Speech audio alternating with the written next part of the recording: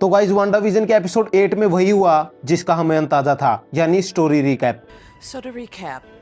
तो शुरुआत में 1693 का एक इवेंट दिखाया जाता है जहां कुछ विचीज को यह पता लगता है कि अगाथा ने अपनी पावर्स का गलत यूज किया है, तो वो उसे सजा देने की कोशिश करते हैं और इनकी हेड खुद अगाथा की मां होती है। लेकिन अगाथा की इवल पावर इतनी स्ट्रॉन्ग होती है जिससे सभी विच और अगाथा की मां वहीं मर जाती है। फिर अगाथा अपनी मां की बॉडी से ये नेकलेस ले लेती है, तो ये कोई मेफिस्टो का ईस्टर एग नहीं बल्कि ये उसकी मां की आखिरी निशानी है। तो ये सीन सॉर्ट ऑफ अगाथा हार्कनेक्स की ओरिजिन थी, जहां कई सौ सालों के बाद अगाथा एक दिन वांडा की रियलिटी में चली जाती है। खैर अब स्टोरी प्रेजेंट में आती है। तो बेसमेंट में अगाथा ने किसी तरह का स्पेल किया हुआ है जिससे वांडा अपनी पावर्स का यूज नहीं कर पाती। जिसके बाद अगाथा वांडा से ये पूछती है कि उसने रियलिटी कैसे बनाई, लेकिन वांडा को यहाँ कुछ भी अच्छे से याद नहीं होता, जिससे मजबूरन अगाथा को डॉक्टर स्ट्रेंज के स्टाइल में वांडा के बाल के साथ एक स्पेल यूज करना पड़ा, जिससे अगाथा ये एक डोर ओपन करती है और ये डोर उस दिन खुलता है जिस दिन वांडा के पेरेंट्स की डेथ हुई थी। तो दरअसल अगाथा वांडा की मेमोरी में घुस चुकी है और ये पता लगाने की कोशिश कर रही है कि आखिर वांडा ने इतनी बड़ी रियलिटी कैसे बनाई। अब यहाँ अगाथा को कुछ पता चले या ना चले, लेकिन हमें ये पता जरूर लग गया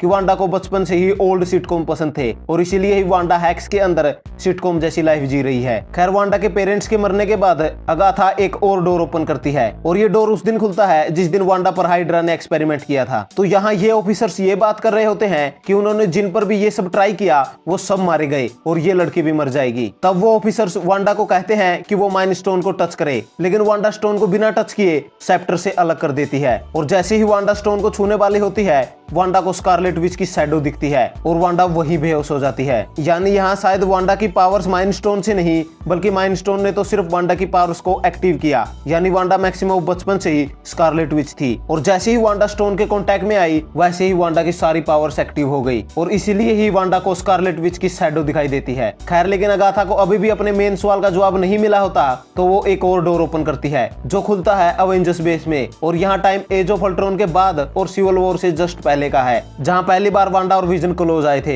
लेकिन अगाथा को यहाँ भी अपने मेन सवाल का जवाब नहीं मिला, तो वो फिर एक और डोर ओपन करती है और ये उस दिन पर खुलता है जिस दिन वांडा स्वॉर्ड हेडक्वार्टर में विजन की बॉडी लेने गई थी। तो यहाँ वांडा स्वॉर्ड डायरेक्टर ट्रेलर से मिलती है और उसे कहती है कि वो विजन का अंतिम संस्कार करना चाहती है, लेकिन डायरेक्टर के लिए विजन सिर्फ एक वेपन था, इसलिए वो उसे डिस्ट्रॉय करना चाहता है और वांडा को समझाता है कि विजन अब दोबारा कभी जिंदा नहीं हो सकता। फिर वांडा विजन की बॉडी के पास जाती है और उसके हेड को फील करने की कोशिश करती है, लेकिन वो फील नहीं कर पाती और ये सीन कॉल बैक होता है इन्फिनिटी वॉर के इस सीन का, जहां वांडा अपनी पावर से विजन के प्यार को महसूस करती है। खैर उसके बाद वांडा वहां से निकल जाती है बिना विजन की बॉडी लिए, यानी डायरेक्टर ने मोनिका और जेमी हू से ये झूठ बोला कि वांडा ने विजन की बॉडी को चुरा लिया था। खैर वांडा अपनी गाड़ी में बैठकर न्यू जर्सी के वेस्ट व्यू टाउन की तरफ जाती है, क्योंकि इन्फिनिटी वॉर से पहले वांडा और विजन ने ये प्लान बनाया था कि वो अपना एक घर लेंगे और वहां आराम से रहेंगे। और फिर वांडा उस प्लॉट पर जाती है जहां वो घर बनाने वाले होते हैं और वहां जाकर वांडा काफी इमोशनल हो जाती है और एक पावरफुल ब्लास्ट वांडा की बॉडी से निकलता है और उस खाली प्लॉट पर एक घर बन जाता है, जिसके बाद उस घर से और भी काफी तेज पावर से निकलती है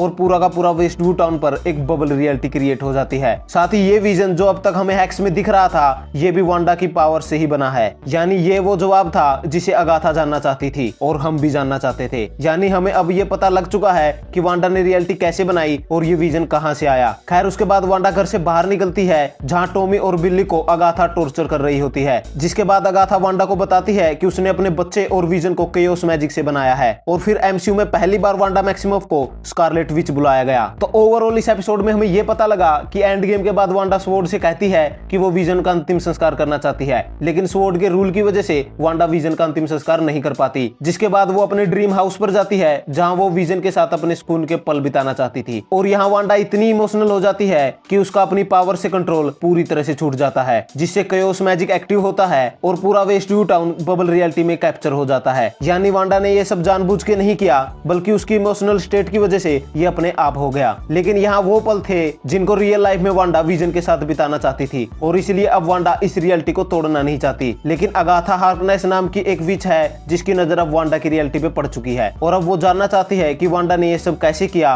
और वो कैसे कर सकती है। वैसे पिछले एपिसोड की तरह इस एपिसोड में भी एक मिड क्रेडिट सीन था जहां हमें ये दिखाया गया कि डायरेक्टर ने विजन की बॉडी को दोबारा असेंबल किया और उसे ऑनलाइन ले आया और वो अब उसे हैक्स में भेजना चाहता है। यानी शायद ये विजन ईवल होगा जो हैक्स में वांडा को खत्म करने की कोशिश करेगा। यानी अब ये पक्का है कि captain America versus captain America के बाद हमें विजन वर्सेस विजन देखने को जरूर मिलेगा। खैर अब आप क्या सोचते हैं इस एपिसोड से और आने वाले एपिसोड से, ये हमें कमेंट में जरूर बताएं। साथ ही अगर आपको ये वीडियो पसंद आई तो इस वीडियो को लाइक और शेयर जरूर करें। ऊपर से इसी तरह के सुपर कंटेंट के लिए हमारे चैनल को जरूर सब्सक्राइब करें। Thank you guys, this is Vicky Seemar and you watching the Vicky सीमार।